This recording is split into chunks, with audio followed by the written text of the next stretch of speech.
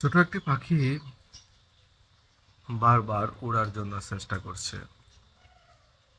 কিন্তু সে কোনোভাবেই উঠতে পারছিল না। কিন্তু তার চেষ্টা কমতি নেই। সে প্রতিনিয়ত চেষ্টা করতেছে যে উড়ার জন্য সেই আকাশে। চেষ্টা করতে করতে একদিন হঠাৎ করেই সে একটু উঠতে পারলো। তার কাছে অনেক আনন্দ হলো।